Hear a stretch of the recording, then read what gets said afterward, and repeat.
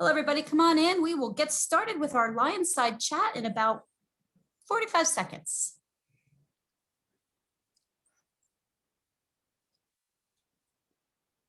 Come on in. We're going to get started very, very soon. We're just waiting for our attendees to populate in the webinar. Fantastic. Hey, Ryan.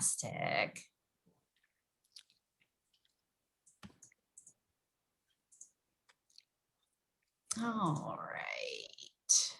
Fantastic. All right. Well, I think we will get started. Welcome to Penn State Berks LionSide Chats Majorly Prepared series. Come on in and welcome to our campus. We're so excited that you can join us tonight. My name is Dawn Pfeiffer-Wrights, and I am one of 3 LionSide Chat moderators working alongside Ryan Hassler and Sonia De La Cueto. Before we get started, just to share a couple of housekeeping things. Throughout our session tonight, please feel free to submit questions through the Q&A feature. We will not be utilizing the raise hand or the chat feature in this webinar. Once our presentation concludes, we'll facilitate a discussion with our majorly prepared facilitators, and we will be recording today's session so you can revisit this topic or even share it with family and friends. So I am excited to introduce Dr. Runyan Nathan, who's going to be speaking on our topic for this evening. And I'm going to stop my share. Runyan, go ahead and start your share.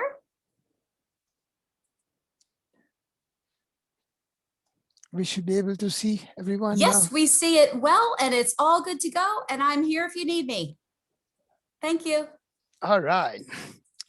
Well, let's start with what we are, Penn State, right? Of course. How can you do that?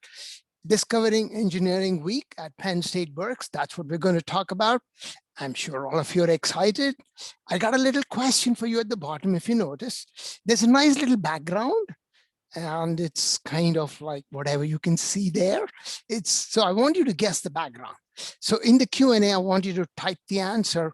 What do you think is the background? Okay, so we go 1. I'm just going to keep a couple of seconds for people to add in here. We have about 25 of you, and then we'll move on. Presenting will be myself, starting off, as Dawn said, and then we'll have Professor Scanlon, Dr. Scanlon, and then we'll also have Dr. Zambinini, and then we'll have 2 of our students, Lisa and Noah, talk to us. And as you said, anytime you have questions, please type it away. Thank you, JD. It's not snowflakes, but you're kind of getting there. All right, I'll let you guess. We have one more guest to come through as we go on further. So I know the first question that we asked you all was, what is engineering, right? And I'm sure many of you have your own ideas. I have pulled out 2 definitions that's kind of made up. I pull things from several places, and here is what it is. Step number 1, what is it? It's creative. Absolutely, right? You're making new things. How can it not be creative, right? It's systematic. You got to follow one after the other, logical process, right? It's iterative. You keep going back and doing the same thing because you want to refine your design. You want to make it good. And basically, like I said, it's for designing objects. It could be for processes. It could be systems. And they do address human needs ultimately, okay? What do they use? What's the screwdriver? Like you go to your doctor, they wear the stethoscope, right? They use a thermometer maybe. Like that, the tools of the trade for an engineer, what? Science and maths. If somebody doesn't have those tools, come on, right? And computing today, and then there's a set of operations. At another way of defining engineering, science is for the sake of science. They look at the very fundamental principles. Sometimes they're not worried about what the applications are, okay? Whereas engineers, we apply those sciences, take those abstract ideas, and make them into tangible products. So this is 2 good ways of defining engineering. Again, there's another background here. If somebody wants to guess this, and then I'll give you the answers to both. I'll give a small count of about 5. So if people want to type in, it takes a little time. I'll look at that and then move on. All right. So the first one is basically what they call as ice feathers. That's exactly what the name is. So if you sit in the car in the morning, on some days you can see those nice little things that form on your screen. Engineers are very keen to kind of study those. So those are called ice feathers. And the background that you see here is the first solar aeroplane that did fly. Yes, that is correct. It's the Helios. All right, not the Penguin. Thank you, Moshe, for answering it. Thank you, JD, for that. But it is this one. Okay, let's move on. So what do engineers do? Hey, Mars rover, the latest hot topic, right? Engineers built it. You want a clean environment? Engineers do that. You look at the Sydney Opera House, engineers did that. Safety helmet. I mean, think about all of us just saw the Super Bowl now, right? All those helmets that they keep banging heads against. Safety, energy absorption. Again, that's done by engineers. So you can see here's a bunch of things. You can talk about engineers in the hospital, talk about engineers in everyday life, talk about engineers in your house. We are everywhere. That's what engineers are. Okay. All right. Moving on. How do I become one? I'm sure all of you are teeming with ideas of how to become one. It's fairly simple and very easy to become one. What are the tools? I already talked to you about the tools, namely science and math, right? Those are your screwdrivers and cutting pliers. That's what I like to call them. What else do you need? You got to do well in high school in your science and math. And then you follow that up with a typically 4-year in most universities or colleges. And then you go on from there into starting your career as an engineer. And then you start building things up. Hey, where's the money, right? I know everybody's talking about that. So let's kind of quickly say, if you're having a career, here's just a broad spectrum of what you can earn. These are the average, the median salary after about 2 to 3 years experience. So you can get there pretty quickly. Stable jobs, engineering generally doesn't go out of this one. So, and then moving on further, hey, I'm now eager for more, right? So you can get an MS or maybe a PhD and improve things further. And then again, like what I said in the beginning, you got to be creative, got to be inquisitive, you got to be a problem solver. And that's the whole gamut of what engineering is. Any questions at this time? Again, as I said, please type away as you this one. It's a solar plane. I see this, Tammy. Your answer, yes, that is right. Okay. Now, in terms of engineering, one of the things that we at Penn State are very interested in doing is inspiring change. Our president, Barron, that is the president for Penn State, is very much interested about what's called as engaged scholarship. He's been very much about getting students engaged into scholarship very early. And we do a lot of engagement for even undergraduates, not graduates, even undergraduates. So what are the things we do? You can do research with Penn State faculty. As you can see in the side here, Dr. Scanlon is there with one of those. Below is another project of hers with a student who's actually now working for GE. You can study abroad. You can look at engineering clubs, capstone projects, which is 2 semesters long with industry projects, and then internships and co-ops that you can do. So you have all kinds of opportunities that if you start at Penn State, you can have. Now, I'm sure some of you are talking about what are the majors, right? So let's kind of go over the smattering of some of the majors that are available. So let's look at what are the majors. There are about 160 majors, not engineering, all majors put together in Penn State with the 24 locations that I'll show you the map of where we have, of which 18 engineering majors are available at the University Park campus. I know many of you will be surprised, but there are 28 engineering majors, which is engineering technology put together at the campuses. Yes, we at the campuses are that big. There are many minors that you can also additionally add on if you want to do that. Of the 24 locations that is in the state, here is where we are, right across from east to west, more or less evenly spread, a little bit heavier on the east side, but okay. So this is kind of where you can do any of these. So let's now looking at what are the academic path you can take to get your 4-year engineering degree. So you could either do what's called the 2+2 pathway, or you could do all 4 years. Now you could do all 4 years at UPark. You could do all 4 years at several campuses, or you could do 2 years at a campus and 2 years off at UPark or another campus. These are the pathways that you have. So let's just kind of quickly go over some of the majors we have. The 2+2 majors, we start off with aerospace engineering. So aerospace engineering, basically you're looking at, hey, Mars rover, how did we get there? Aerospace engineering. We have the Boeing or the this one, all the aircrafts that fly, helicopters that fly, anything that flies, drones. These are all part of something that an aerospace engineer does. Architectural engineering, they are looking at planning, designing, constructing buildings. It's a whole project that they look at. Kind of civil engineer overlap that I'll talk a little bit later, but some of civil engineering also overlaps with architectural engineering. Again, if you notice quickly, I put where it is available on the top. And generally on the side, I have a description if you want to kind of read up. And at the bottom, I say what this is. So if you kind of get a template, that's what I'll follow. Biological engineering. I mean, with the current pandemic, to talk about things, we still need a food supply and we need abundant food supply. We also need to worry about some of the medicines that we make. Biological engineering really looks at how can we address all those needs in today's world.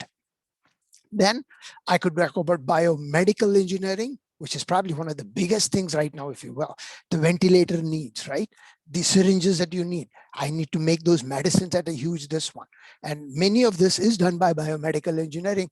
We'll also have the chemical engineer that is adding into this pile, which will be the next one. Chemical engineering, in addition to also making those processes for medicine, they're also very much interested into a lot of other things. For example, our food that is processed. Many times chemists are involved. Petroleum that is processed to give us the gasoline. That is where this one. You look at almost all the other things that we look at home, cleaning agents. So across the spectrum, in addition in manufacturing.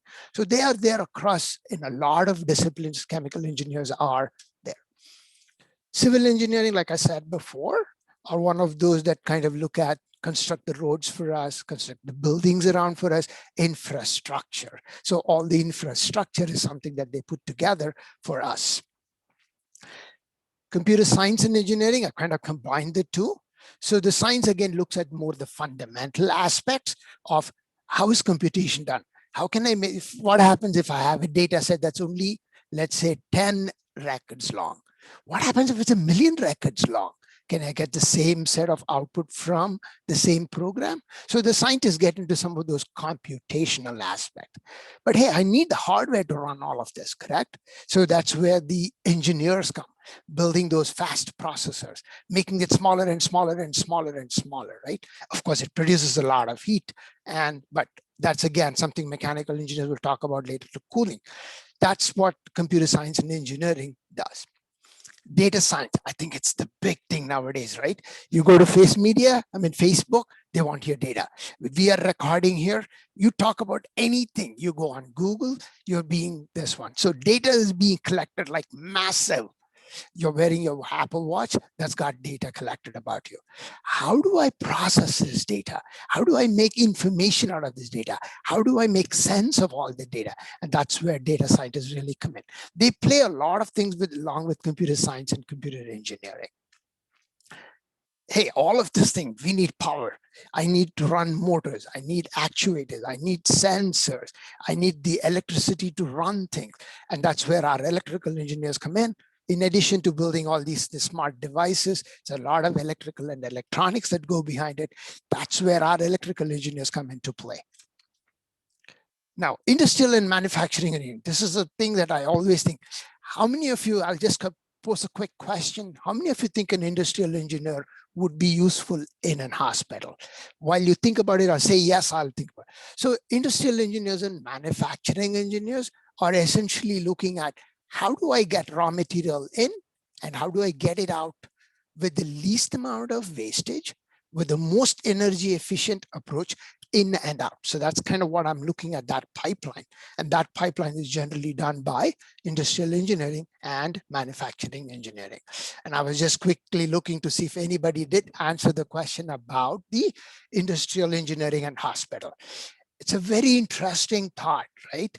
If you think about what they do, their job is, I get something in and I need to get it out in the least amount of time, most efficient time.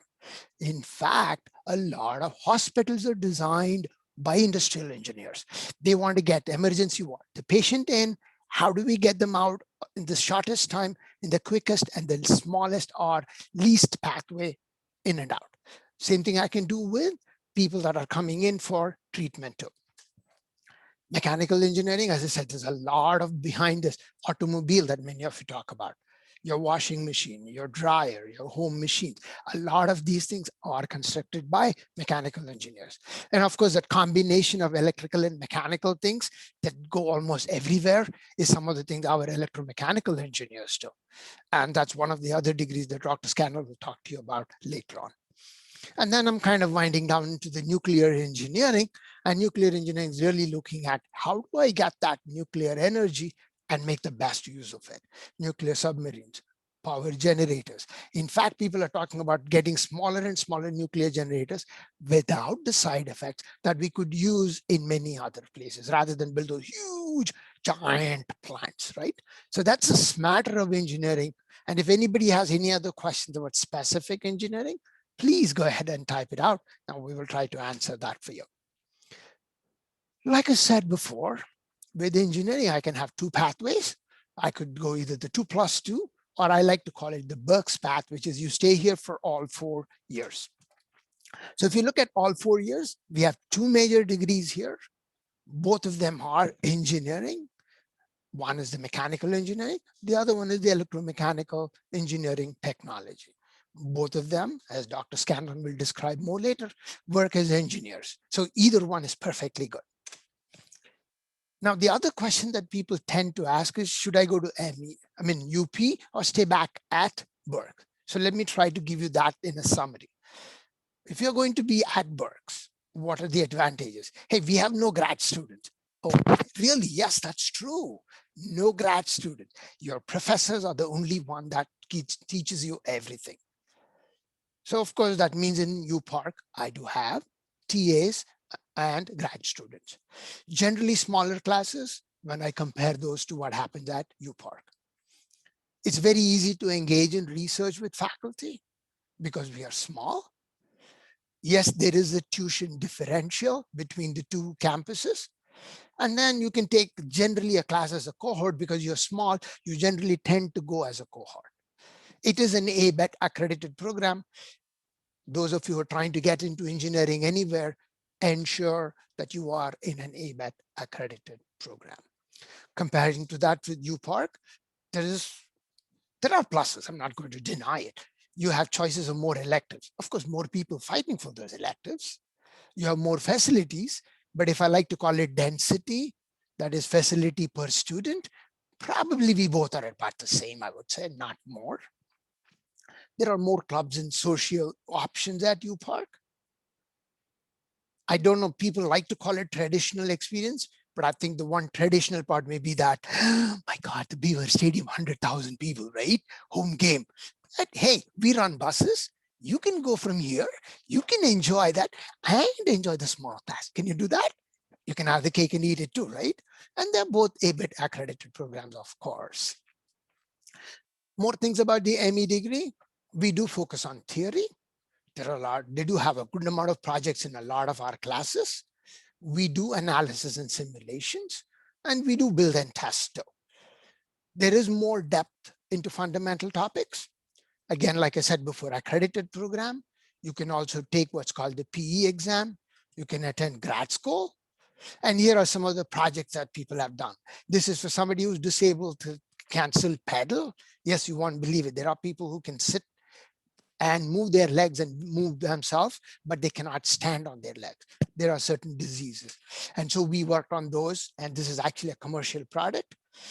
Another small pet feeder that one of our students worked on, gear shifter for somebody who's pedaling by hand. And so here are some of the projects that we work on. The next question some of you are going to ask is ME or EMET, and I know Dr. Scanlon is going to do a great job on that, but I want to give you some other small things that both have research opportunities with faculty. Both have undergraduate authored publications that you can do. There are plenty of labs which are shared by both the programs, and you have a hands-on project. Like I said before, only professors. And then industry sponsored for this one. Here again is a smatter of undergraduate projects. Just to give you a quick idea of here, the whole range of labs that we have. I'm not going to sit and describe till people have specific questions so that we can have discussion at the end. At this point, I will let Dr. Scanlon take over from here. Thank you all for being here. As Dr. Nathan said, I'm Marietta Scanlon. I'm the program chair of the EMET program. So Dr. Nathan gave you a great taste of the different engineering disciplines as well as what Penn State has to offer. So I'm going to spend a little bit of time talking about a lesser known engineering major, which is the Electro-mechanical engineering technology major. And it's funny because when I talk to high school students or even freshmen at Berks who are interested in engineering, most of them have never heard of the EMET program. And when I tell them about it, they think, that might be the one for me. So hopefully in the next few minutes, you'll learn something about the EMET program, and I'll tell you just enough to pique your interest. So the EMET program is offered at only 6 of the Penn State campuses, and it is not offered at University Park. So I highly recommend, of course, that if you're interested in the EMET program, you will come to Penn State Berks, and you will start here and you'll finish here in 4 years. So the EMET program is a fairly even blend of electrical and mechanical engineering courses. Go ahead, Rungan, if you don't mind.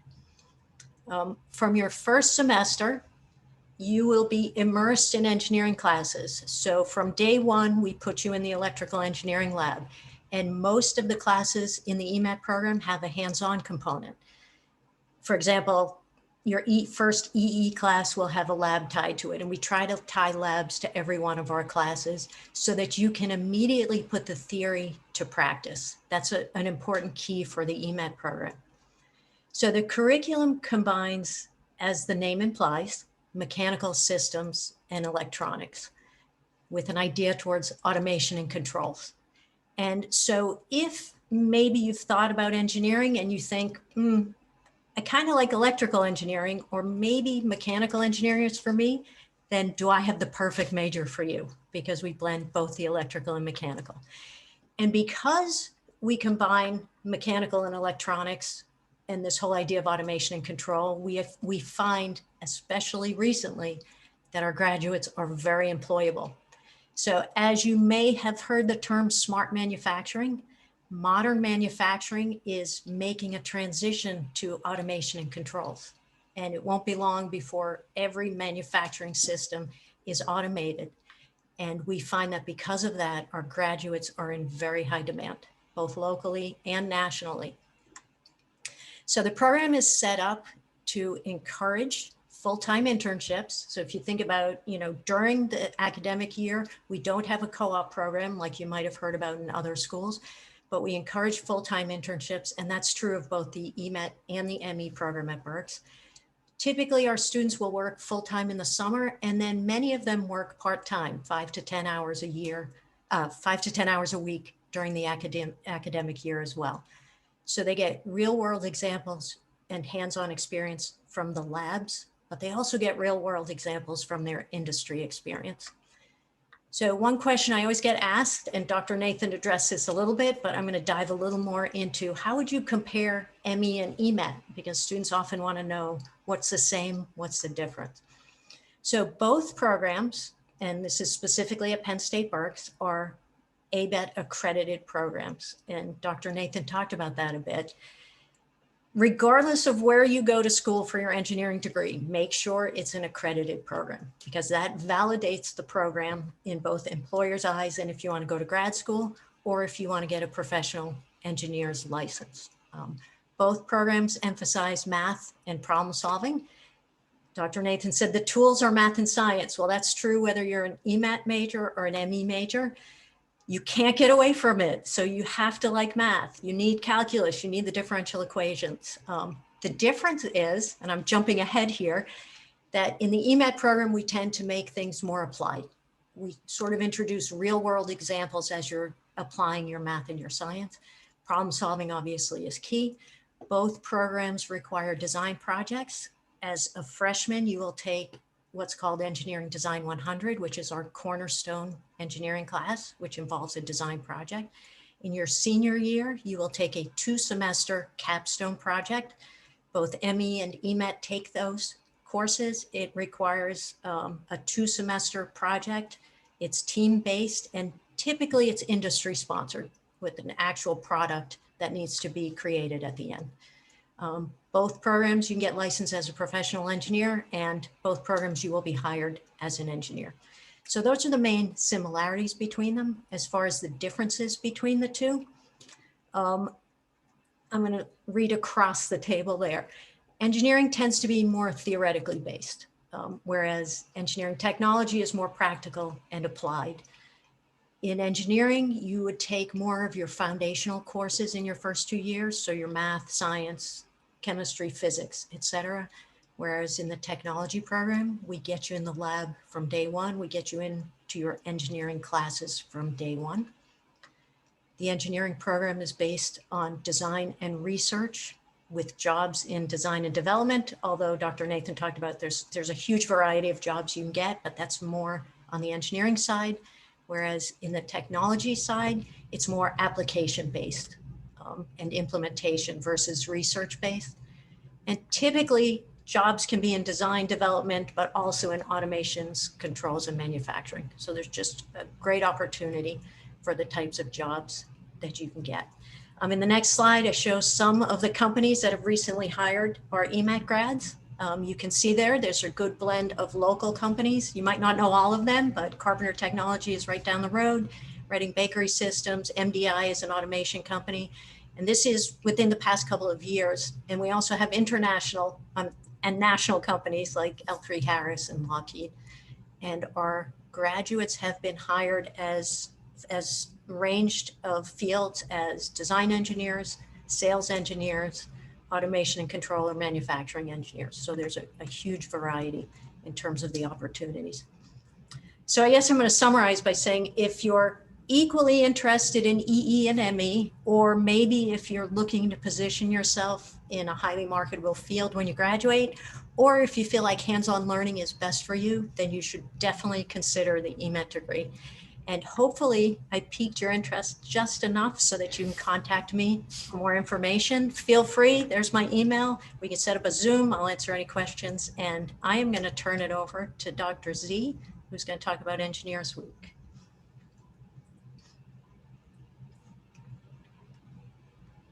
Thanks, Marietta. I'm unmuted. My name is Bob Zambonini. My students know me as Dr. Z. I'm glad to see so many of my students here tonight. I appreciate that very much. I also want to, first of all, thank Kathy Hauser for all the help she's given me this year with Engineers Week. She's really done a nice job helping me out, and I look forward to many more years working with her on this. I was the head of Engineers Week planning, and it's sort of like a group effort now with Kathy. As Kathy will tell you, I got this job because I had the audacity to go to the bathroom at a engineers meeting. And when I came back, everyone was smiling. And I was like, I don't get it. What's going on? And my boss said, well, we just named you in charge of Engineers Week.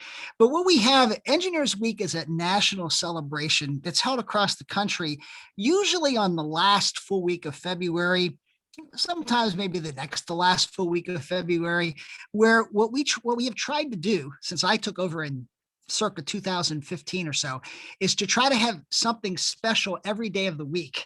Now, Kathy has up, or somebody has up on the screen, our schedule of events for this year.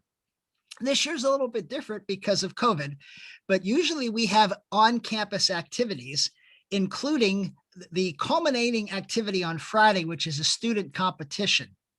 Now, it used to be that Walt Fulham would have high school students visiting on that Friday. So the grand finale was everyone was in the lobby of the Gage building, the Engineering Week student competitors and the high school visitors. And there was this big, sometimes we'd be dropping packages off the stairwell, and it was a lot of fun. It was a great way to end the week. But, and real quick, what we have here, I don't know how much time I have, but I'll make it quick. As you can see on our schedule, what we have tended to have done over the years is Monday is when we have the engineering clubs at our campus present, usually at lunchtime, over a lunchtime meeting over the free period on Monday. Tuesday, we have something which is called an industry showcase, where industries visit in a very informal way. No song and dance, resume, all this suit and tie. It's just to establish relationships and make friends. All right.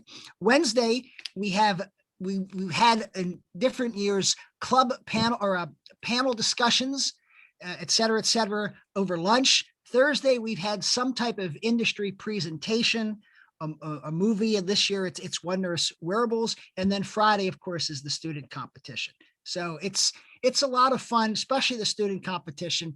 We have one other thing that in absence of my finding my old phone run gun and finding videos and pictures of Engineers Week past, we have an Engineers Week t-shirt competition we always sponsor.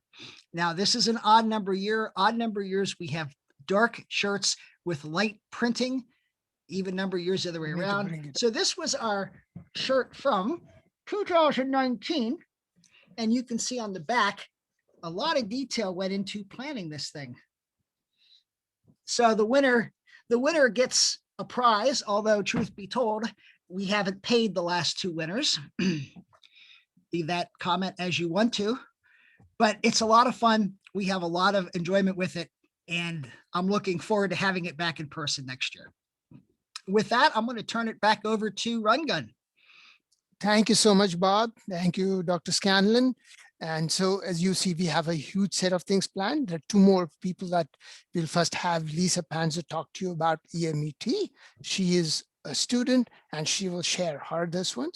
And then after she finishes, I'll continue with this one. Go ahead, Lisa, it's yours. Thank you, Dr. Nathan. Hi, everyone. So I'm Lisa. I'm graduating this May from the EMET program.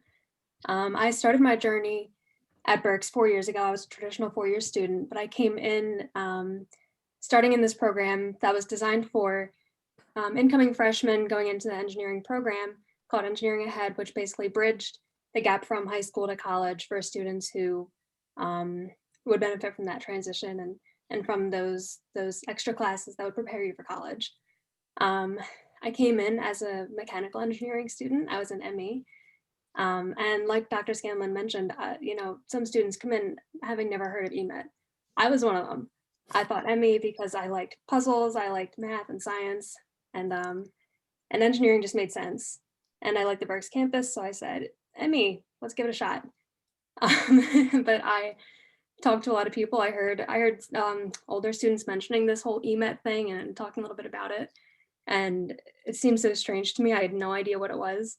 But the more I heard about it, the more I learned about EMET, the more it seemed kind of like it would be a better fit. I thought ME was, very theoretical based, calculus, all those foundational courses. But I was missing that hands-on component. And so after my freshman year going into my sophomore year, I switched to EMET and never looked back. It was hands-on from day one. Everything that Dr. Scanlon mentioned was just so much more interactive, which was really, I think, what I was missing. And I fell in love with it, and now I'm graduating in EMET, and it's just been wonderful. So anyway, also on campus, I'm involved with I had to write it all down because I'm doing so much. I've done the alternative spring break. I was first year mentor, a resident assistant. I've joined a number of clubs, volunteer opportunities. And then I also had the opportunity to do undergraduate research with one of our engineering professors, Dr. Penn. And I think one of the best things about Berks is just how much the professors want to give to students and how much they want to see you grow and learn and how much they want to help you. And I mean, I think it kind of goes without saying that that's a big difference between University Park and Berks, where, at Berks, you really have those personal connections.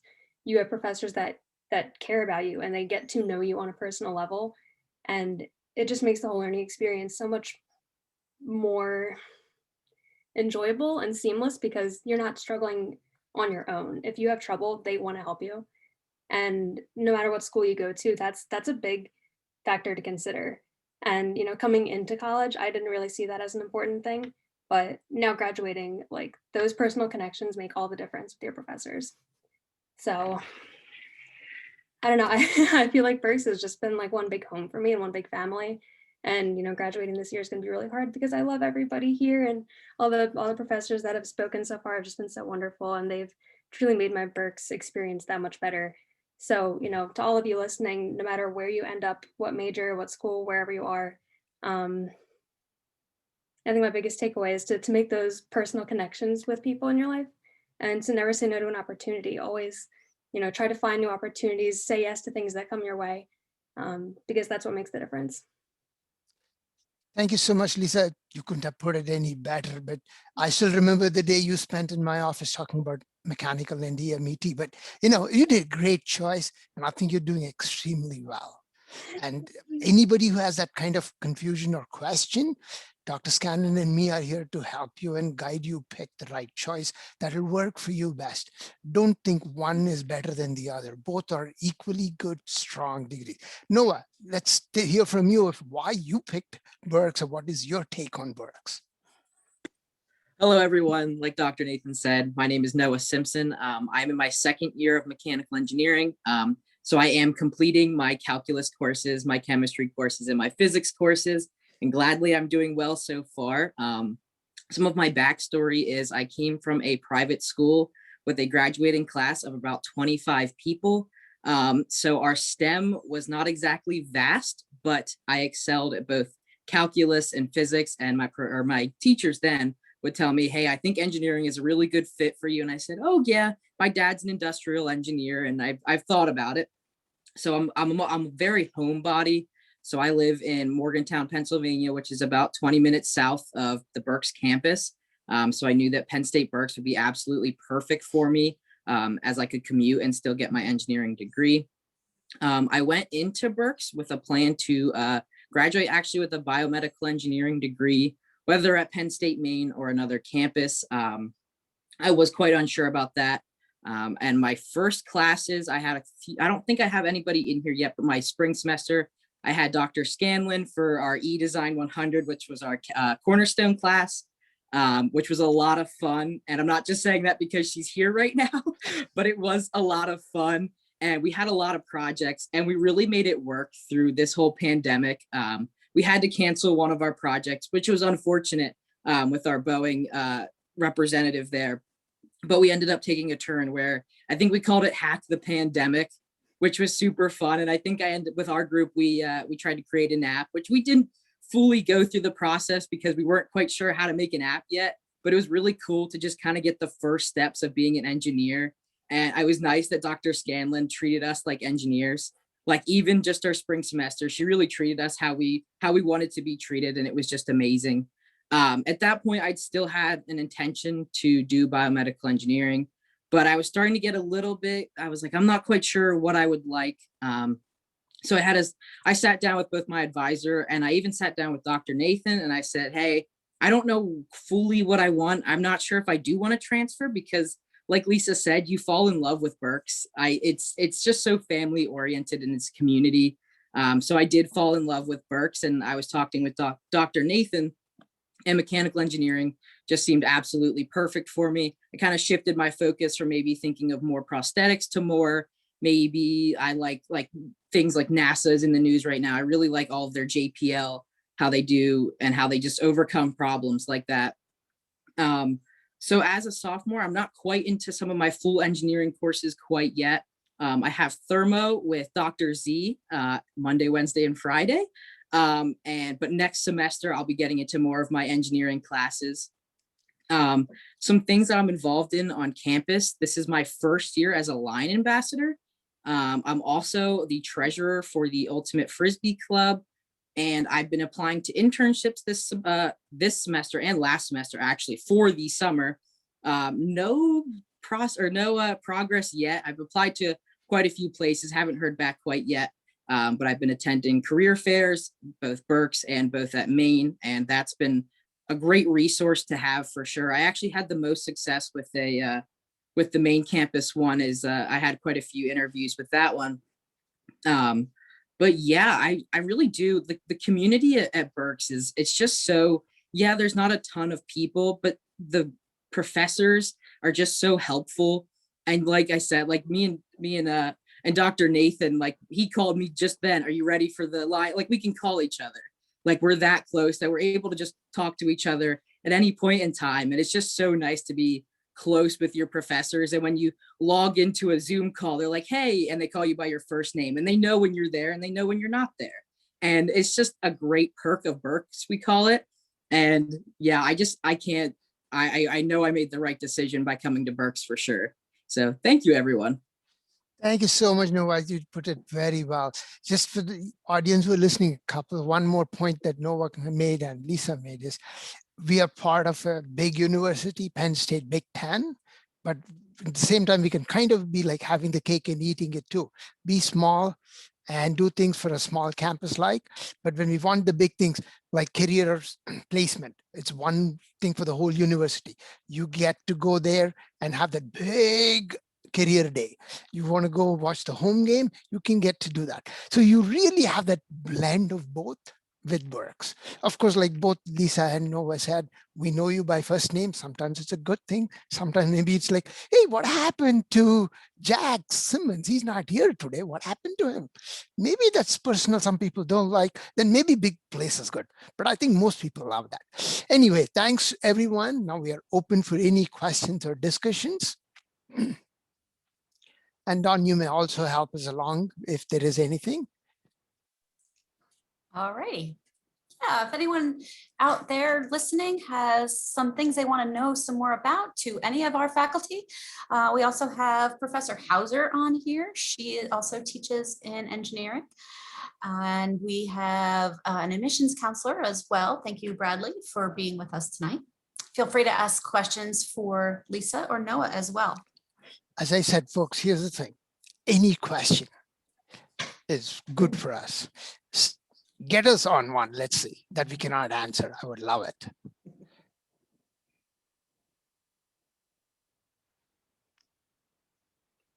So I was wondering if, well, I see that Lisa and Noah are sort of at two ends of the spectrum in terms of where they are in their process. I know I was just reminded that Noah was a sophomore this year, and Lisa is on her way out after 4 years, I'm assuming, and she's finishing up.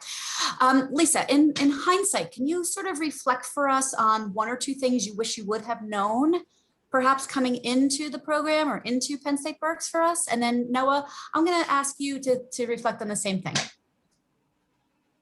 That's tough. Some things I wish I had known. Noah, do you have any thoughts while I try to come up with something? Yeah, I'm kind of in the same boat as you. It's a little tough to kind of come up with that. I mean, I think don't set yourself in stone as soon as you go to college. I dug my feet in the ground, and I was a little bit stubborn. I was like, no, like I'm leaving. This is not where I want to be. Like, I'm just here for the 2 years and I'm trying to leave. But I would definitely tell my past self, like, hey, be flexible. Even like with this pandemic, we need to be flexible in how we do things. And that was a big key thing for me, was just to go with the flow kind of and let things kind of play out. And you can't plan for everything. So some things aren't going to go exactly how you want them to, and that's okay. And that's how you grow as both a student and a person. So yeah, I don't know if there's anything else you can add to that, Lisa, or not, but. Yeah, no, you did kind of remind me. I think something that's day one, like I came in my first day of college, and I had, like I kind of formed my group of friends from welcome weekend, and we were getting kind of close, and I had friends in the engineering program, and I thought we were going to do our 4 years together, and that was going to be it. I thought, I was going to come into college and just do the time and get out. But I think I wish somebody had told me that it's so much more fluid than that. People do more than 4 years, less than 4 years, change majors, change schools. People go all over the place. So I think to Noah's point is to be flexible. And you come in on day one and everything's going to change in a year, in 2 years, in 3 years. It's all going to look very different. So don't be hard on yourself if you are second guessing your major, if you're not quite comfortable with where you're at. That's totally normal, and it's going to happen. I thought I was going to start and finish an ME. That didn't happen. Everybody's just so different. So yeah, I would say flexibility and fluidity in the whole experience. I love that. That's such great reflection from both of you. And I'm going to steal Noah's line about not planning yourself in stone when you get to campus. That's fascinating. I'm going to appreciate that. Dr. Nathan, I'm going to throw this question that just came up from Tammy over to Dr. Hassler. Is that okay? Since he's present with us? Can we hold on that question just before we answer Moshe? That would be fine. Go ahead. Yeah. Okay. So Moshe, you were asking about the best minor for EMET. And I take don't know if that, there is Dr. anything Reed. called a best minor for either anyone. I think it's going to be purely dependent on you. If I'm a business-minded person, business minor may make perfect sense, while you may not be business-minded, you may be more finance-oriented, and finance minor may be the best. So I don't think that's the right approach. The better question is, what's good for me is the right way to ask. Dr. Scanlon, do you want to add anything? Yeah, I would. I agree with you 100%. There's no best. I will say Lisa has a minor in community engagement. Is that right? And a lot of our EMET students get a minor in entrepreneurship. It's absolutely what interests you. The program is flexible enough that you can pursue a minor while you're pursuing your major. So I think that was a great answer. I do want to also add to this whole flexibility thing.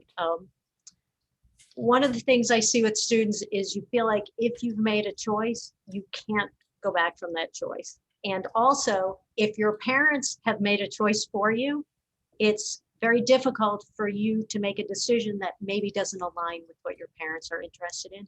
I always say your parents kind of know you best, so they have a good feel for what interests you, but you want to pursue what is your passion and what makes you happy. And I always tell students, you have the rest of your life to work, be in your job. So changing your mind after year 1 or year 2 and adding 1 extra year to your college career is a very small amount of time in the grand scheme of things. So there's a lot of stress that's usually involved with that. And it's something that you want to remain flexible and do what makes you happy. Such great advice, Marietta. Thank you so much. Bob, did you want to comment before we move on to the next question? Yeah. I tell students frequently, my PhD advisor used to tell me, I still haven't figured out what I want to do when I grow up.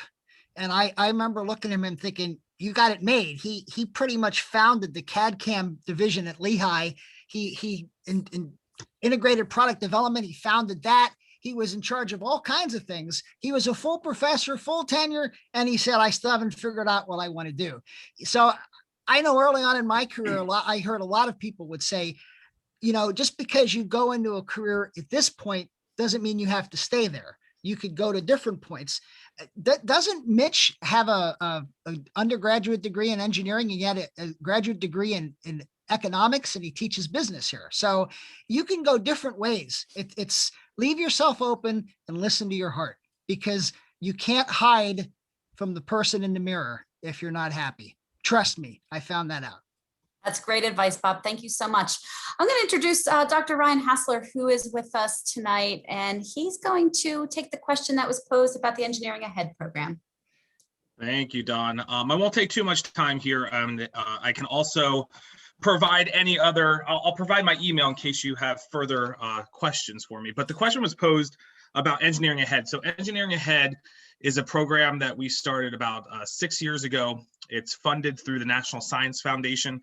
And the point of the program is to help students who might be underprepared or feel underprepared for the levels of college mathematics. And so we open up, there's an application process, but it's traditionally a 4-week bridge program. Although this past summer, we did it all virtually.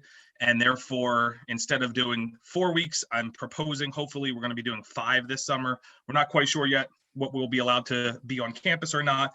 But the point of the program is to bring students together for a bridge program. Lisa mentioned it earlier. She was and is one of my rock stars that came through the program. But it's a intensive math, if you want to call it boot camp. However, it's way more than that. Many of the faculty members and students you see here present to the groups in a traditional summer where we don't have restrictions. We take industry visits. We have speakers, alumni. Professor Wrights actually is a communication arts faculty member who actually works with the students as well. So it's a program to bring 20 students across various engineering degrees together to enter college as a cohort and try to work through their first year and mathematics, kind of having a support system. So I know the question came in from somebody who was interested in architectural engineer. I do have 3 students who this year in my 2020 cohort are architectural engineers, so it is possible, even though they will only stay on our campus for 1 year. The Engineering Ahead program is really designed to support students through their first year. And then also, you have an advisor, but myself kind of acts as a second advisor. Those conversations that Lisa said she had with Dr. Scanlon, Dr. Nathan, she had them with me too, sitting in my class or in my office. And the reason that I think maybe she has, her minor was she told me what she liked to do. And I was like, well, here, let's figure out a minor that matches that. So I'm not an engineer. I do teach a 400 level statistics class in the engineering, program. But I'm a mathematician, and we know that, in order to be successful in engineering, you need to get through the math. So that's a quick answer. I can provide my contact information here. I've already put your contact on the slide. Perfect. Yep. We consider Ryan, even though he's a mathematician, to be one of us engineers because he does a lot with us. There's another question here that if I may take, any specific suggestion for high school students who are not sure at what kind of engineering they may be interested in? I think I'll start with Dr. Scanlon if she has anything to say, and then I'll add at the end. Go ahead, Dr. Scanlon. Or a couple of things I usually recommend is really start thinking about what your interests are. But even more specifically, I always recommend that you get on Penn State's website and look at suggested academic plans for the different engineering majors. Because you can see the different courses that you would have to take. And if you're looking at those courses and you're thinking, oh, yuck, then you don't want to have that as your major. Or if you're looking at courses that specifically interest you. That's a good way specific to Penn State to narrow it down to what interests you. Dr. Nathan, you probably have something more in terms of what they can do now. So first, let me put this as one. Even though I'm a mechanical engineer, I sometimes call myself a confused engineer. And the reason being, I'll give you a quick background. I would have been a good EMET. I did an electronics degree. I did a mechanical undergraduate, a computer science master. So I've been all over the field. But I have looked at programs in the country. If you're not sure about which engineering to go, somehow in this country today, mechanical engineering is among the most broadest. If I don't find a civil engineer, sometimes they hire a mechanical. Even if I don't find electrical, sometimes they go hiring mechanical. So if you're not sure, I would say choose mechanical. But otherwise, like Dr. Scanlon, this one, the best is to start asking yourself. Second, even though we draw these lines between majors, as you start working in the field, you will find that you have to pick up skills from the others because engineering is no longer that narrowly focused. It's multidisciplinary. Biomedical has to know electrical, has to know about sensors, has to know about the body. Mechanical engineers, sensors are put into everything these days. So they need to know some of the electrical. So that's kind of how it goes. But if you're more specific, you can always reach out to either one of us and we'll try to talk to you and give you more questions to think about. The next question, go ahead. I was going to move on to the next question. Maybe we could offer this one up to Lisa and Noah. The question is, Lisa and Noah, well, the question says maybe a question for the students, but living on campus versus commuting. So do you both want to adjust that from your points of view? I can jump in first. So I'm from the Philadelphia area, so I could have commuted, but it would have been like an hour. So I just lived on campus, and it like makes the whole experience, because you're living with people that you're going to school with, that you're in classes with.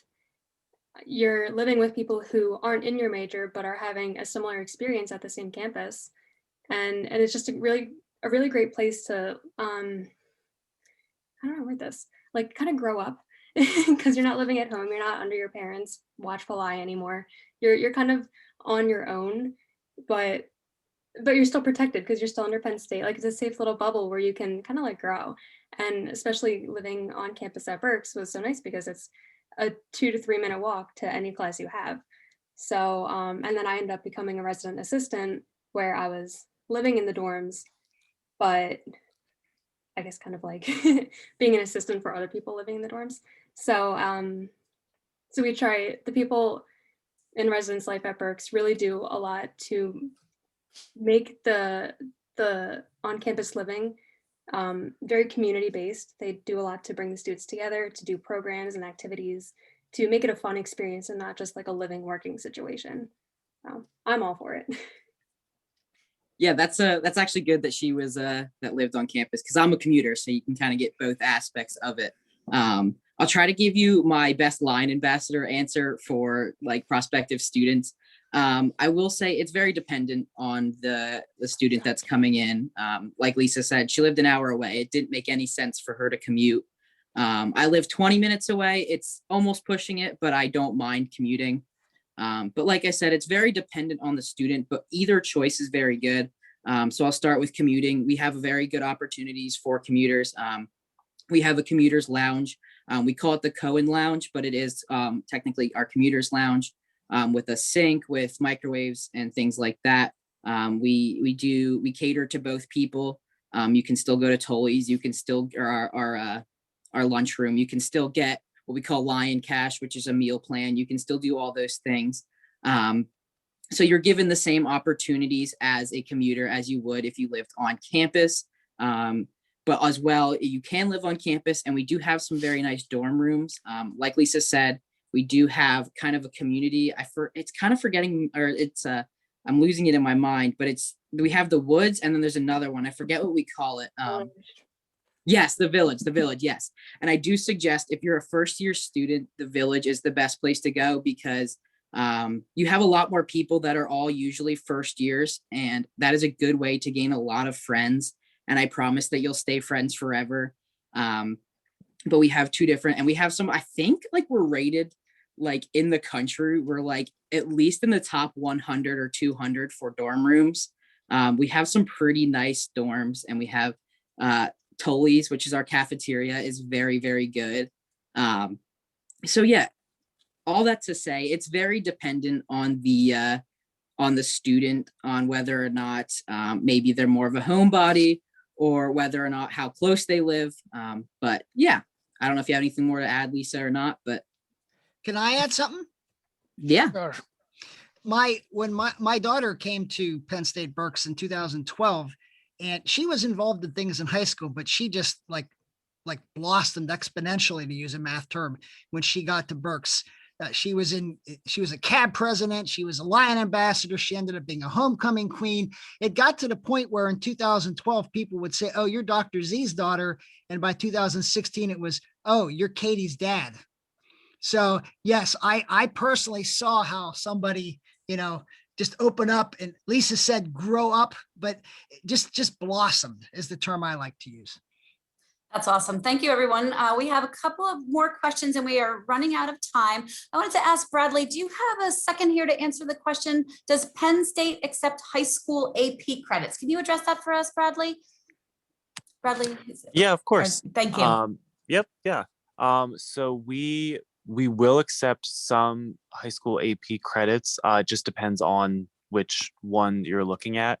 If you actually just Google like PSU AP credits, the first link lists all of the AP credits that we actually accept. And you can just click on that, go through all of them, and it'll say what the test is. If you click on it, it'll say what the minimum score you need is and what credits specifically you would get then at Penn State. Awesome. Thank you. And then there's one other question I'm hoping you could answer too. Is there specific social networks for incoming freshmen to connect with? Is there a Facebook page for specific classes and that kind of thing? I believe there is. Okay. I'm not sure. There is 100% there is. So they share all those information as part of new student orientation. They go through that. And as you get admitted and you pay in, you also get some of the other groups at Facebook, Instagram, where you can become part of the group, and certainly join those. We actually like those because that's the way students connect even before they are on campus. Oops, fantastic. Is there maybe one more thing that we can address before we get started here or ending? I'm sorry. Yeah, go ahead. Sorry, I was clicking all the wrong screens. It's been a long day. All right, here we go. Excellent. Well, I want to just say thank you to our wonderful cast of characters that have joined us, from Dr. Nathan to Dr. Scanlon to Dr. Zampanini to Professor Hauser and our two students, Lisa and Noah. Fantastic job tonight, and a little cameo appearance there by Ryan and Bradley. So we got everybody involved tonight. So that was fantastic. I really appreciate that. And I am feeling majorly prepared. I don't know about the rest of you, but a special thank you for all of you for joining us tonight for this LionSide Chat Majorly Prepared event. As you click out of our webinar shortly, you'll receive access to a survey. We appreciate it if you take a few minutes to just complete the survey and provide us some feedback for this chat and for future chats as well. Feel free to email us if you have any questions or comments in addition. We have a couple of upcoming chats. You see them here on our screen, and we are doing all sorts of majorly prepared things over the next couple of months. So be sure to come back soon and meet with other faculty, staff, or students to learn about our exciting majors and experiences that you can be a part of here at Penn State Berks. So until next time, I'm signing off. This has been Penn State Berks LionSide Chats. Thank you all. Hey, Dawn. Dawn.